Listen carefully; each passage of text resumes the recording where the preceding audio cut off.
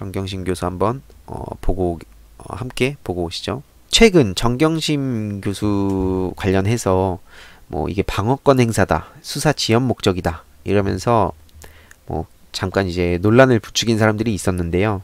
네, 조국 법무장관의 부인인 정경심 동양대 교수가 검찰 조서 열람에 유난히 긴 시간을 쏟은 것을 두고 여러 해석이 분분하다라며 검찰의 일방적 조서 작성을 막기 위한 피의자의 당연한 권리지만 이례적으로 긴 시간을 할애한 것은 검찰 수사 속도를 늦춰보려는 의도가 깔린 게 아니냐는 시각도 있다라고 했습니다.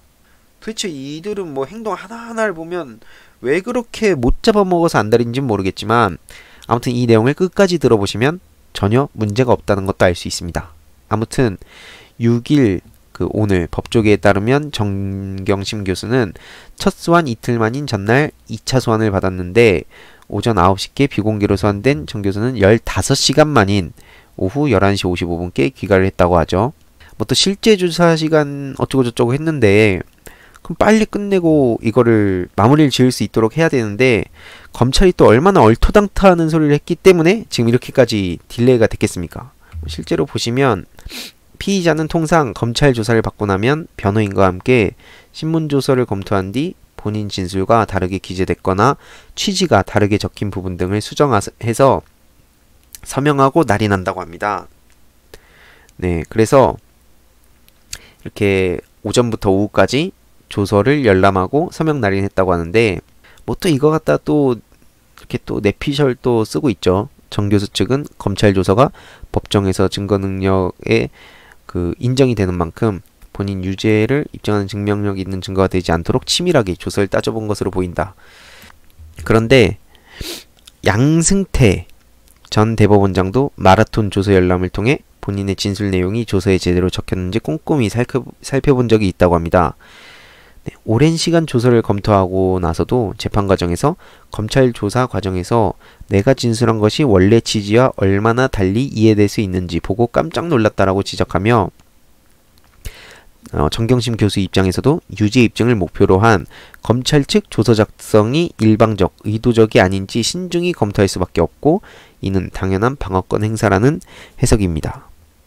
근데 일각에서는 조사에 협조적이지 않은 태도로 수사를 지연시키고자 하는 의도가 깔린 게 아니냐는 지적을 내놓기도 한다는데요. 한 변호사는 속전속결로 끝내겠다는 검찰 수사에 일방적으로 끌려가지 않으려는 것이라며 검찰의 신문 내용을 통해 역으로 왜 이런 질문을 했는지 방어 전략을 세우는 과정일 수도 있다고 말했다고 합니다. 근데 다들 이거 아시죠? 정경심 교수가 과거 사고로 인한 트라우마와 건강 상태 등 사유로 장시간 조사가 어려운 상황까지도 더해졌다는 거는 많은 분들이 지금 알고 계실 겁니다. 그런데 주중에 검찰은 한두 차례 더 소환 조사를 할 것으로 보인다고 하는데요. 최근 혹시 모르시는 분들도 계실 것 같아서 제가 공유를 드리자면 두개골 수술 후유증이 있고 이외로도 상당히 건강이 안 좋으신 상황입니다. 네, 최근 정경심 동양대 교수가 건강 악화로 병원에 재입원 했다는 기사가 올라왔는데요. 2004년 10월 영국 유학 중 큰 사고를 당해 후유증을 겪고 있으며 최근 증상이 악화됐다고 합니다. 네, 사고 당시 정경심 교수는 흉기를 든 강도를 피하기 위해 건물에서 탈출하다가 떨어져서 두개골 골절상을 당하기도 했다고 합니다. 실제로 BBC는 실명 정경심을 밝히며 한국 대학생이 술과 마약에 취한 침입자를 피하기 위해 약 4.5m 높이에서 뛰어내려 두개골 골절상을 입었다고 전했습니다. 4.5m면 어마어마한 높이죠. 그래서 지금도 심각한 두통과 어지럼증 증세를 보이고 있는데요. 게다가 6살 땐 사고로 오른쪽 눈을 실명한 사실도 공개했다고 합니다. 그래서 뇌기능과 시신경 장애의 문제로 조사 시 검사와 눈을 마주치기 힘들 정도라고 주장했는데 검찰은 3차례나 부르려고 하고 있죠. 심각한 어지럼증과 구토 증상도 나타나서 변호인과도 장시간 대화를 나누기 힘든 상태라고 합니다. 상황이 정말 심각합니다.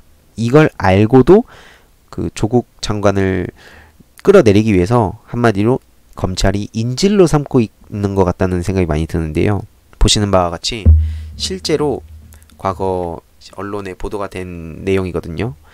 네, 여기 정경심 해가지고 실명도 있고 이 날짜 뭐 업데이트된 그런 기사가 있습니다. 그리고 조국 법무장관의 딸 그 조민양이 서울대 세미나 참석 영상을 공개했습니다. 이게 바로 인턴 활동 증거인데요. 이게 이렇게 모자이크가 당연히 돼야죠. 모자이크가 돼야 되는데 이제 세미나 참석 영상이 공개됐습니다. 네, 이렇게 영상이 공개가 됐는데 그럼에도 불구하고 검찰 측은 뭐 또 어떻게든 뭐 본인이 아니라는 등 혹은 뭐 조작이 됐다는 등 뭐 이런 식으로 말도 안 되는 어떤 프레임을 씌울 게 눈에 보이는데요. 뭐 저들이 솔직히 인정하겠습니까? 예, 인정할 거라는 기대는 애초에 없는데 다만 좀 이거에 대해서 비판적으로 보시는 분들이 제발 상황을 진짜 조금만 더 이게 만약에 내 일이었다면 어떨지를 한번 생각해 보시면 좋을 것 같아요. 왜냐면 만약에 여러분들이 그러니까 의혹만으로 검찰이 저렇게 무소불위의 권력을 막 쑤시고 다닐 수 있다라고 생각을 해볼게요. 만약에 그러면 여러분들이 살아가면서 이제 어떤 의혹 그냥 말 그대로 의혹이면 갖다 붙이면 돼요. 그냥 아무거나 갖다 붙이면 됩니다. 뭐 예를 들어서 그냥 지금 즉흥으로 뭐 이 안경 뭐 예를 들어서 땡땡 교수가 선물해준 안경 뭐 이거 뇌물인가 뭐 이런 식으로 의혹이라고 갖다 붙이면 되는 거 아닙니까? 그러면 이제 이 안경 때문에 제 집 막 뒤지는 거예요. 지금 예를 들어서 이런 말도 안 되는 걸로 그냥 갖다 붙이는 겁니다. 실제로 그렇게 그냥 의혹이라는 단어만 붙이면서 기사도 막 쏟아내죠. 예, 검찰에서 이렇게 뱉어주면 그 열심히 적어갖고 그대로 기사를 냅니다. 이런 식으로 말도 안 되게 그 한 가족을 진짜 벼랑 끝으로 몰고 가고 있는 게 지금 현재 검찰과 그 자유한국당 의원들과 언론인들과 그다음에 사법부 일부 적폐 세력들이라고 저는 보거든요. 그래서 이번에 조국 수호라는 그 키워드에 대해서 불만을 가지신 분들이 계신 것 같은데 저는 생각이 좀 다릅니다. 그 이유가 뭐냐면 뭐 제가 단순히 막 조국 법무장관을 응원하고 막 이런 차원이 아니라 이건 그 위의 영역이라고 생각하는 거예요. 지금 이건 단순히 조국을 뭐 내치면 다른 사람이 있지 않냐, 대안이 있지 않냐라고 하는데 도대체 누가 대안으로 나설까요? 만약에 이거에 대해서 비판적으로 보시는 분들이 본인께서 어떤 딱 그런 장관이 될 수 있는 어떤 능력이 있다고 생각을 해보세요. 지금 이런 상황에 본인이 장관을 할 수 있을 거라고 생각하십니까? 누가 검찰 개혁을 하려고 할까요? 결국에 검찰이 뭐 쇼는 할 수 있겠죠. 다만 뒤에서 이제 어느 정도 타협이 되는 사람이겠다 싶으면 쇼로 몇 가지 막 툭툭 던지면서 이렇게 장관을 터는 척 하다가 왜냐면 지금 국민 민심이 좀 많이 화가 나 있으니까 아예 냅두면 너무 오바다 싶으니까 적당히 뭔가 이렇게 보여주기 식으로 주고받은 다음에 이 정도는 되겠다. 그러니까 뭐 예를 들어서 몸통이 아니라 팔 하나 잘린 정도는 된다 하면서 서로 합의 보고 결국에는 그들끼리 기득권을 다시 유지를 하겠죠. 이게 현실 아닙니까? 그런 상황에 조국 법무장관은 진짜 지금 막 팔, 다리, 막 사지가 다 잘려나가고 있는 그런 고통을 이게 갖고 있는 겁니다. 그런 고통을 받으시면서 오로지 그 검찰 개혁을 하겠다고 이렇게 직접 나서서 그 가족분들까지 피해를 받고 계신 거예요. 유시민 작가께서 말씀하셨듯이 진짜 저질스러운 가족 인질극을 하고 있는 겁니다. 실제로. 그러면서 그 과거에 윤석열 검찰총장은 뭐라 했습니까? 그 본인의 어떤 여러 가지 그 주변인들에 대한 의혹에 대해서 그게 본인 일이냐? 그게 나와 무슨 연관이 있는 거냐라는 식으로 오히려 본인이 되물어 놓고 조국 법무장관도 똑같잖아요. 그리고 심지어 검찰이 그렇게 상명하복으로 유명한 조직 아닙니까?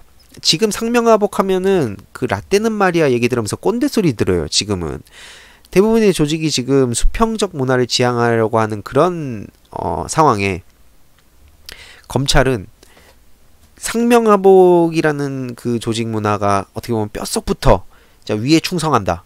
약간 이런 게 뿌리 깊게 박힌 조직 중에 하나인데 그런 상황에서 조국 장관이 어찌됐든 상관인데 대통령한테 멋대로 가가지고 되게 오만한 거죠. 이것도 그 조국 임명 반대하겠다. 독대 신청하면서 그래도 뜻대로 안 되니까 본인이 그냥 직접 그 칼 쥐고 흔들고 있는데 사실은 윤석열 그 사태만 한다고 답은 아니에요. 당연히 뽑아내야 될 뿌리 중에 하나고 그 뿌리가 하나가 아니라는 거죠.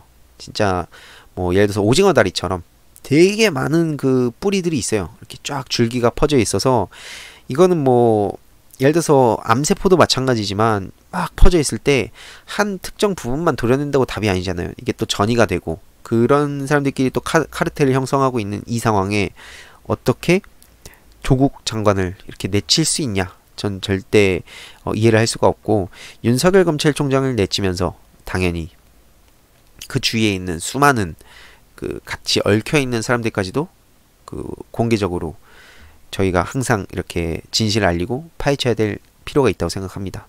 왜 언론과 자유한국당은 그들을 이렇게 지키려고 하는지 이것만 생각해봐도 굳이 어려운 문제가 아닌데 생각보다 많은 분들이 그쪽을 대변하는 논리를 자꾸 이렇게 만드시더라고요. 그 부분이 저는 개인적으로 좀 이해가 가질 않았습니다.